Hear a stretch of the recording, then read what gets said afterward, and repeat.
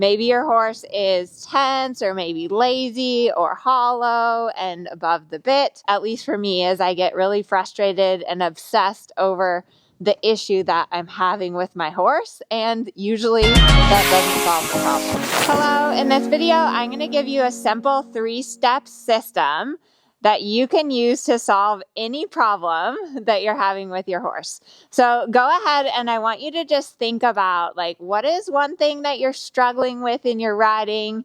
Maybe your horse is tense or maybe lazy or hollow and above the bit.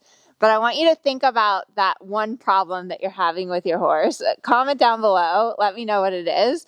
If you're new here, hi, I'm Amelia. I'm a Grand Prix rider and trainer.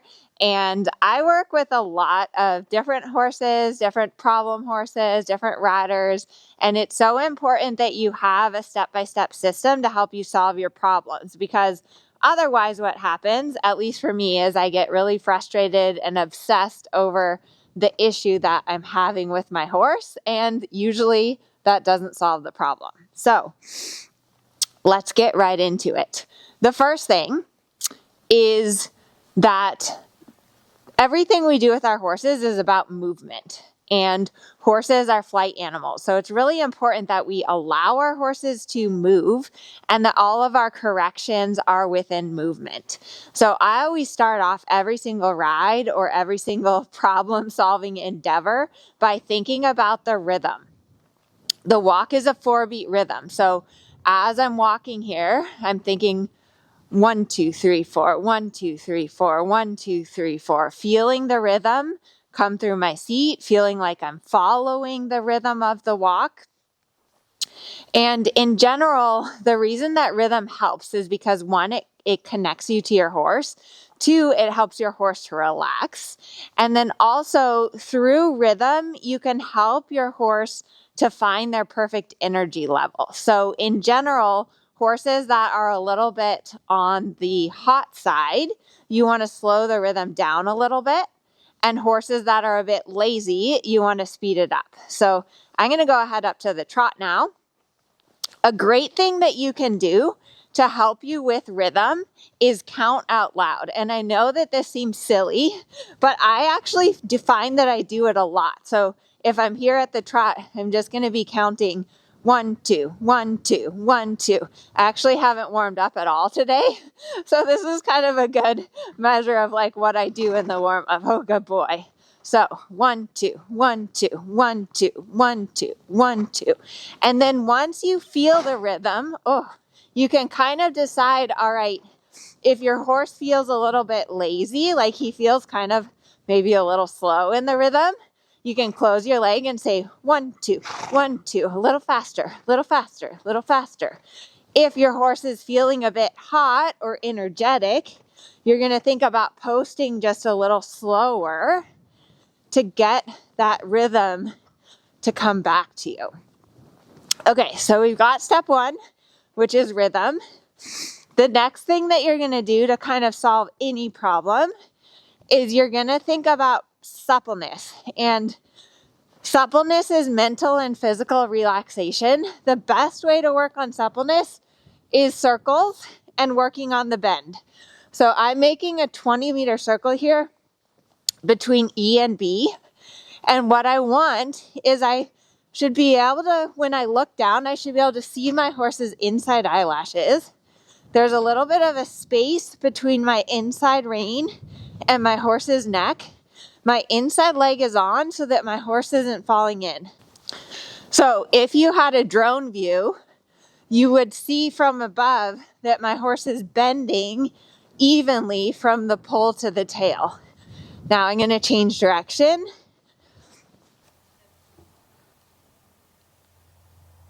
And I'm going to get my horse to bend the other way. When I was younger, I started a lot of young horses and problem horses.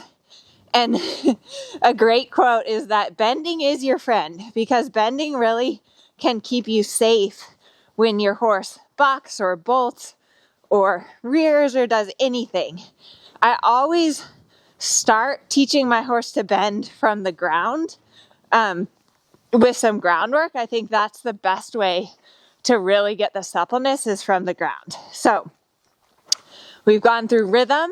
We've got suppleness. The third step to solving any problem is connection. And so a lot of people, when they hear the word connection, the first thing they think of is like, I have to get my horse around. But what I want you to think about with connection is I want you to think about your body. And what's super important when we ride is our seat. Our seat is the main connection point between us and our horse. So your seat is really centered around your pelvis, and your pelvis should be moving three-dimensionally with your horse's rhythm, right? With the gait. So at the walk here, the walk kind of feels like a little bit of a figure eight movement.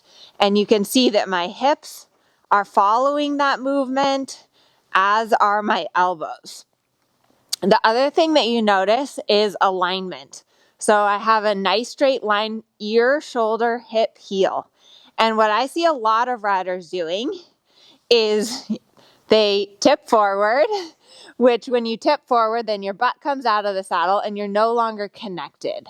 So you really want to think about your seat connected, your alignment, and then for the contact, because yes, we are going to talk about contact and getting your horse round. You want to make sure that you have a straight line from elbow to mouth. I'm just kind of taking the slack out of my reins. I have a straight line from elbow to mouth.